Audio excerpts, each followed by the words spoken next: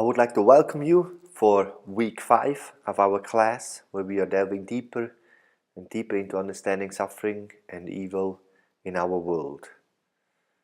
Sociologist Peter Berger once said that all people and culture have provided some kind of explanation of human events that bestow meaning on the experience of suffering and evil. Max Weber states that all human beings are driven by the inner compulsion to understand the world as a meaningful cosmic and to take a position towards it. Anthropologist Richard Schroeder writes, quote, "Human beings apparently want to be edified by their miseries." End of quote. I would like to start this week's lecture with a few perspectives from major cultural understanding on suffering that Timothy Keller summarizes in his book, Walking with God Through Pain and Suffering. The first one is the moralistic view, which sees pain and suffering being the result from the failure of people to live rightly. The doctrine of karma is perhaps the best example of the moralistic view. If you are suffering today, that means you have done something bad in the former life. The past will always catch up with you, and you will only get out of suffering if you do good today. Another view anthropologists have identified is the call of self-transcendent view. An example is Buddhism, that teaches that suffering comes not from the past deeds, but from some kind of unfulfilled desires. And it's those desires are the result of the illusion that we are individual selves. So the only solution to escape suffering is the extinguishing of desires through a change of consciousness. We must detach our hearts from transitory, material things and persons. So the goal of Buddhism is to achieve a calmness of the soul in which all desires, all individuality and all suffering are dissolved. Berger points out that other cultures would attempt to achieve self-transcendence by being communal in a way that is hard for us, especially in the West, to comprehend. But basically, there is no such thing as an individual identity, but each member of the society is contributing towards the well-being of their community. Even if the individual suffers, this is mitigated because meaning is allocated to the group. Another one is the fatalistic worldview, which basically interprets suffering with a high view of fate and destiny. The fatalistic view of the world would consider it the highest virtue to stand one's ground honorably in the face of hopeless odds. This is, for example, expressed in Islam, where the highest goal is to surrender to God's mysterious way, to His will. So Islam and other cultures with a fatalistic view of the world see submission to a difficult divine fate without any compromise or complain the highest virtue, and therefore a way to find greater meaning in suffering. Another common approach to the suffering is the dualistic view of the world. We talked about this view a bit in the cosmic theodicy, which basically sees the world as a battleground between forces of darkness and light, or good and evil. So the suffering in the world, the evil, the injustice, they are all causalities of this supernatural war. So those who suffer are the victims of this terrible war. To sum up those 4 approaches, the first one, the moralistic cultures, emphasize to live differently, as suffering are the causes from the past, and therefore the response will be to do good. The self-transcendent cultures call sufferers to think differently in seeing suffering as an illusion, and therefore the response should be to detach of this world. The third one, the fatalistic culture, emphasizes on one's destiny to be noble. So the response will be endure the suffering now to be able to receive the glory and honor of God in the future. The dualistic culture basically aims to put one's hope in the future, as there is a current cosmic conflict occurring right now, which the response should be to be faithful embracing it, as the hope lies primarily in the future, when for surely the forces of good will overcome evil. Now, we read, we discussed, and we heard many ideas about suffering and evil. So what I would like to do now is to identify some of our discourse we had so far on the different theodicy that have each provided their own view, perspective, or understanding of evil and suffering in this world.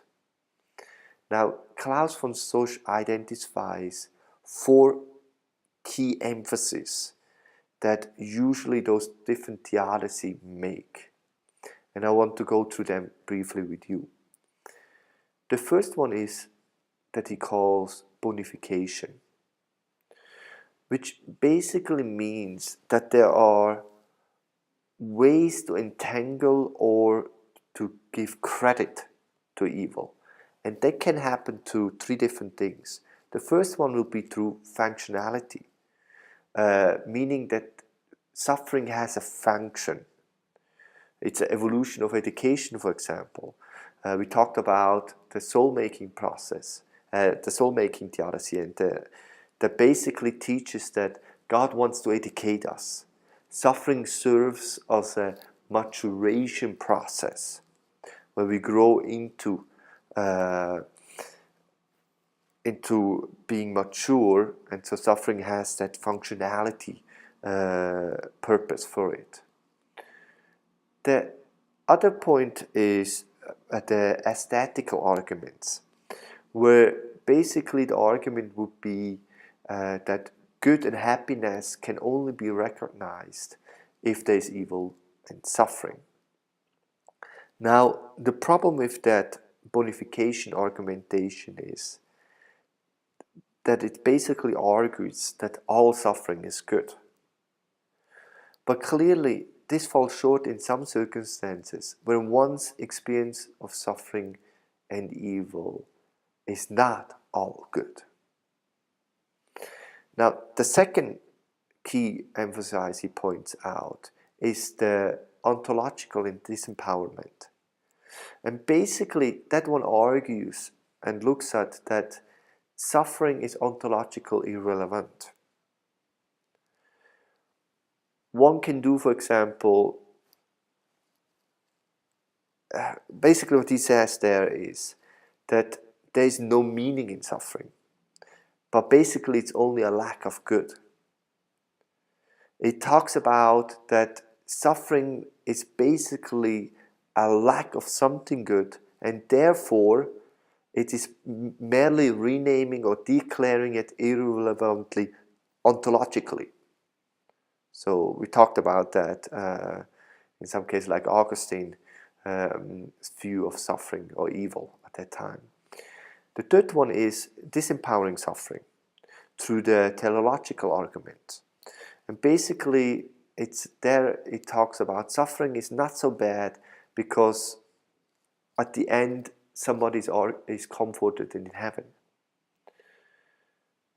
So you have to endure it now, you have to go through it, but it will be all worth it at the end. Now, the problem with this view is the question that why do we need to have a life of suffering if the end we all will be in heaven and there will be no suffering? The fourth one is the view of the suffering God. God suffers with us, as for example exemplified on the cross. And we'll explore this position in more details in the next week. But as a comprehensive theodicy, there are some critical questions that I want to raise now that has to be taken into in this view. For example, Klaus von Stoss points out, why does it serve good the people who experience unimaginable suffering when God Himself suffers? So there's different answers to that, we will look into it, but that's just something he raises. So as you see, suffering and evil, we look at it, are complex. And there's a hesitation to promote one universal or one full comprehensive theodicy that will be applicable to all worldview or to each kind of worldview and each context. But as we have pointed out, hopefully over and over, and you start to see that when we talk about those theodicies or our understandings of, at the moment, of what evil and suffering is, we need to understand that there are roadmaps, that they are able, that they should be able, enable us to discern answers in difficult times. There are many different theodicies, and as we look at them, and we could go long, could go years into studying them, each provides some kind of strength to it.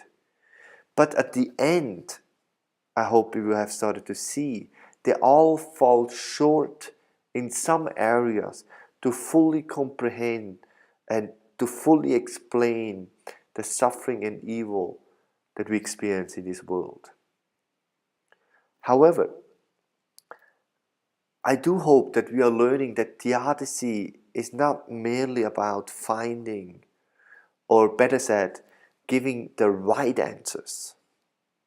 Because as we talked in the beginning, suffering is not simply an intellectual exercise, but suffering is an experience. Now, Job's 3 friends did the right thing, that when Job lost everything, his wealth, his children, and even his own health, what they did, they sat down in sympathetic silence for 7 days. But at that moment when they started to speak, instead of showing compassion, what did they do? They started to judge Job, that he must have done something wrong, because innocent people don't suffer. But at that moment, Job was not looking for an explanation. No need to explain all our beautiful answers that we are trying to formulate now with those that are really suffering. Job is going through something that is indescribable. We are, as ministers, are often called, or often have a tendency where we try to describe things with where somebody is going through suffering. But often we are places where we just cannot, where the evil and the suffering is too big. If you read the accounts of people going through horrific suffering, like the readings that we have this week from Aaron Kopp's book, Loving Samuel, which talks about losing his own son, he and many others have pointed out that many friends, many good Christian friends, pastors, missionaries, will come to them and they will give them generalized quotes like, God has a plan for you, it's for your personal growth, and so forth. That many of those phrases that we learn from childhood on are actually the least unhelpful. And often when you read those stories from those who experience suffering, they talk about how those generalized answers have actually contributed to their pain, where they started to feel alone and isolated. So what we learned so far from the Christian suffering, from the Christian tradition, is that suffering or evil is complex, and we should be very, very aware and careful that we are not quick to give one universal answer. Actually, the Bible, as well as when we examine the life and the teaching of Jesus Christ, provides a rather wealth of resources for understanding suffering and evil. It advocates not a one universal answer, but rather it advocates a multidimensional approach to understanding suffering and evil, to discern it and to engage with it.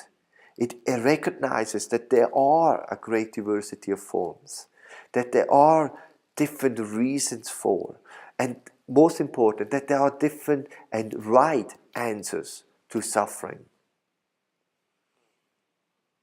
As you look at your reflection papers, you can ask yourself, did I advocate in the content really a multidimensional approach?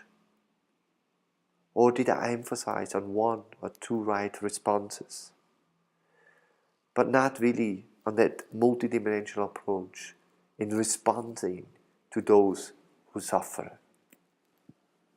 Again, there is one thing to have a theological abstract discourse here in this class about evil and suffering.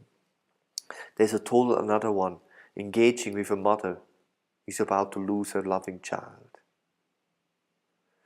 But we are learning, and hopefully the next weeks we'll be reading and hearing from each other and from the lecture that will provide us with some of the crucial tools that when we experience those indescribable situations, will not be helpless, at least, or worst, will be harming the situation, the person that we try to help.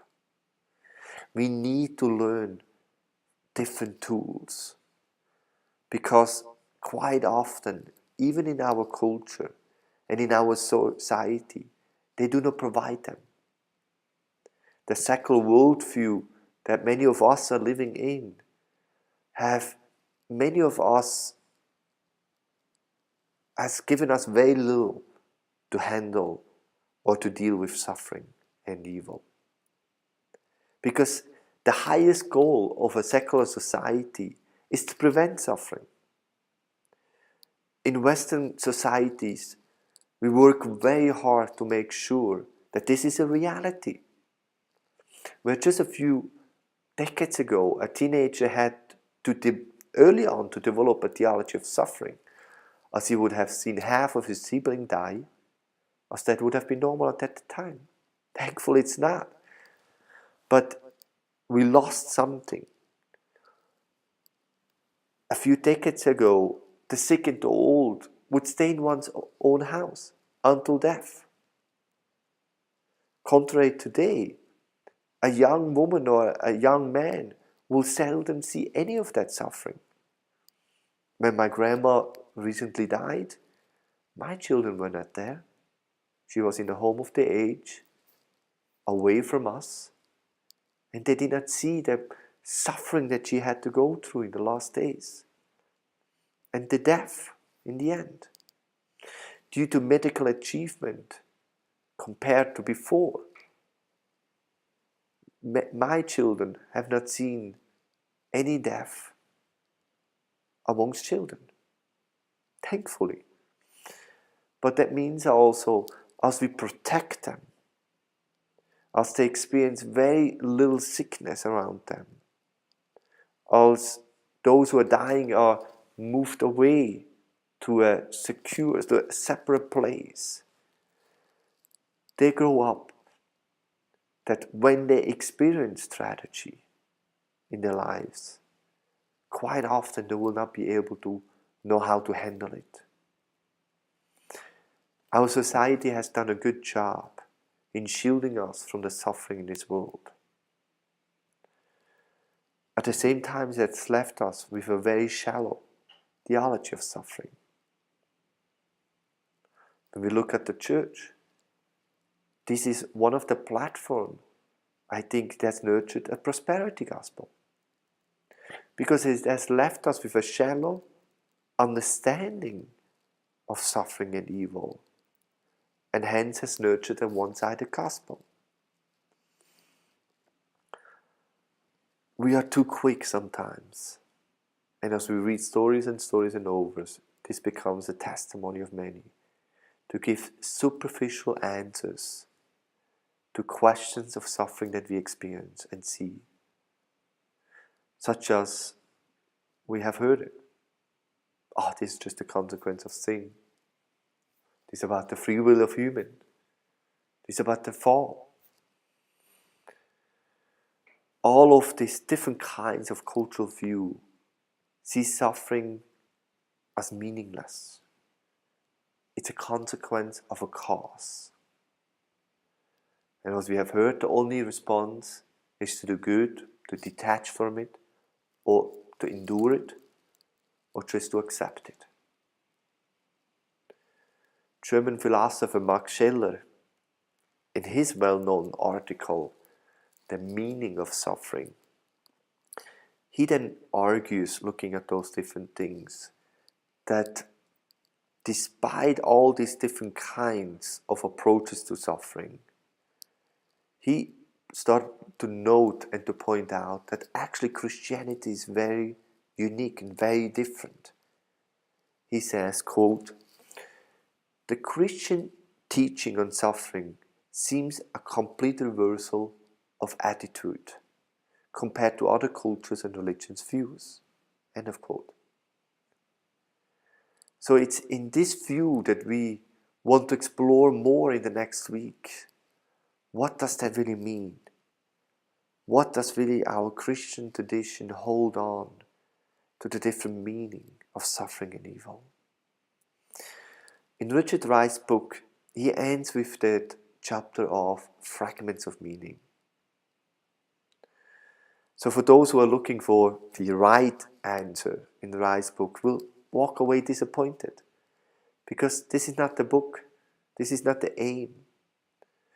But Wright observes that even in Job, God did not give him the right answer right away.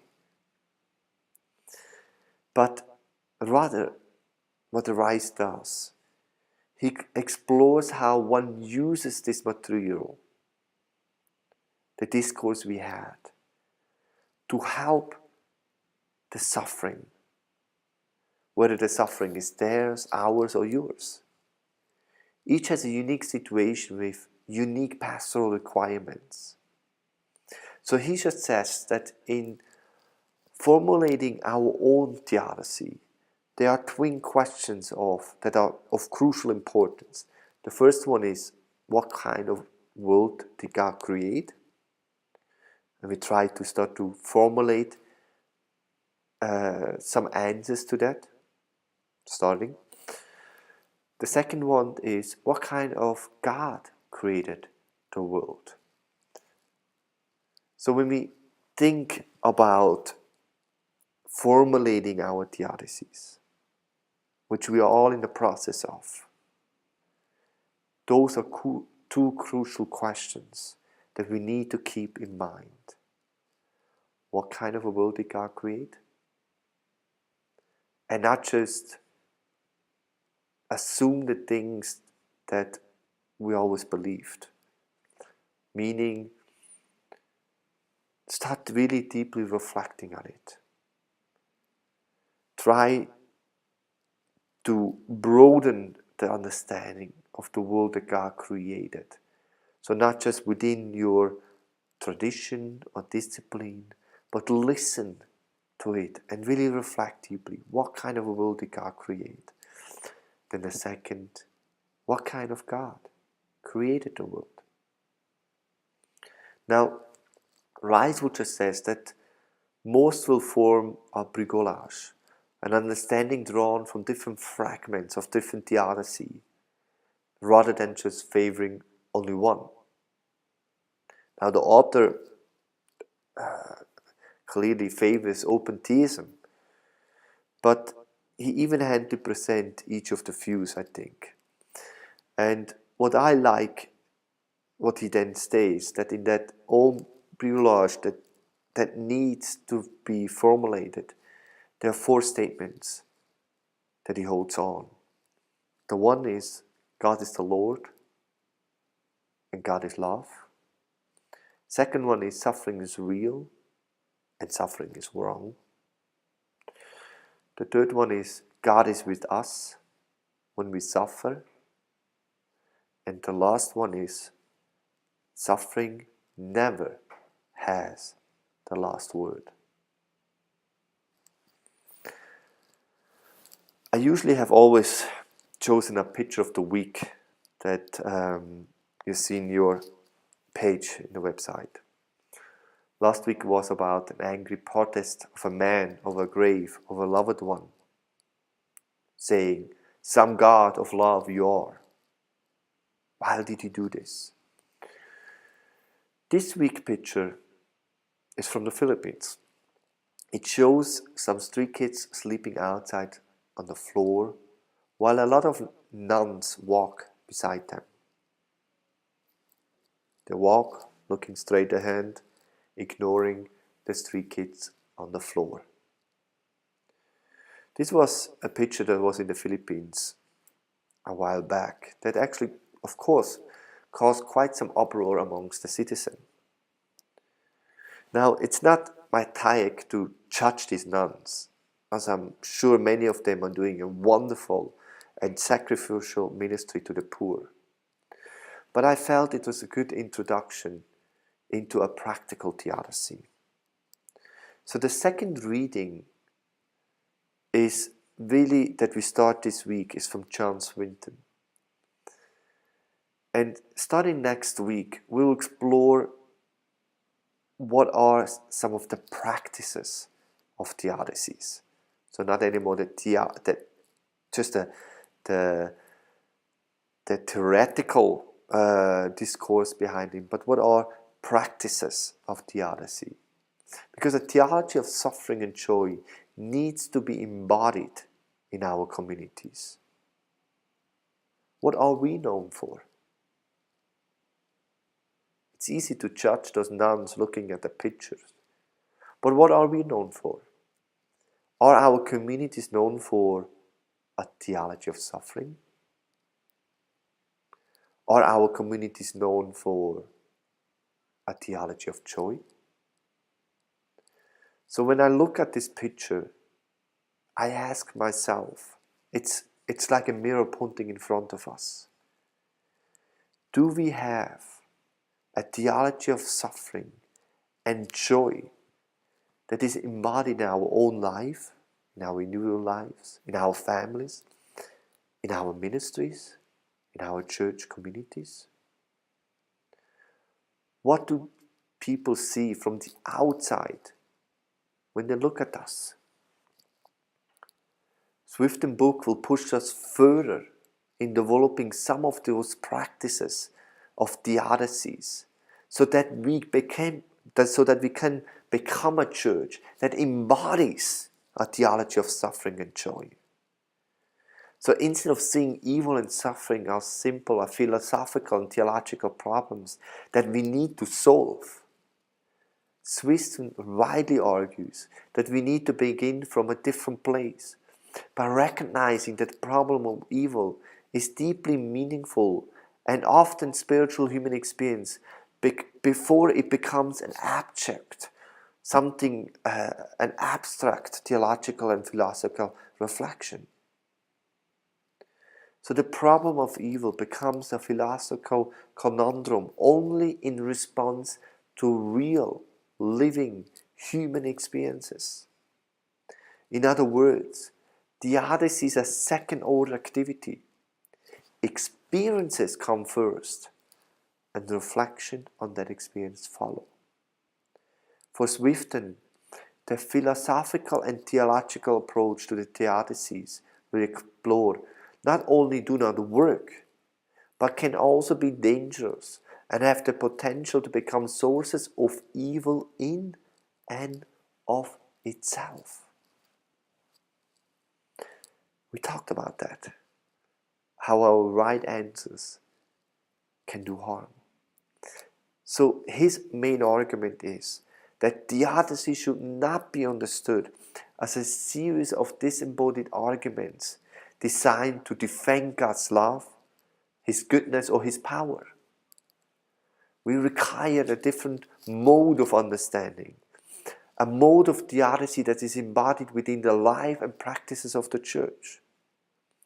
Such a mode of theodicy does not seek primarily to explain evil and suffering, but rather present ways in which evil and suffering can be resisted and transformed by the Christian community, and in doing so can enable Christians to live faithfully in the midst of unanswered questions as they wait for God's redemption of the whole creation. The focus of such a community will not be on why evil exists, that a question that is ultimately unanswerable, but on, as Stanley Hauerwas puts it, on how we can build communities that absorb suffering and enables faithful living in the midst of evil. At that note, I end this lecture, and I wish you God's blessing, guidance, and wisdom as you engage and continues to engage in the context of your ministry, as you engage in those experiences, as you reflect on it, as you read the week's readings, as you listen to the lecture, as you listen to each other's on the small groups discussions. Be open and discernible. May God's wisdom and guidance be with you in that process.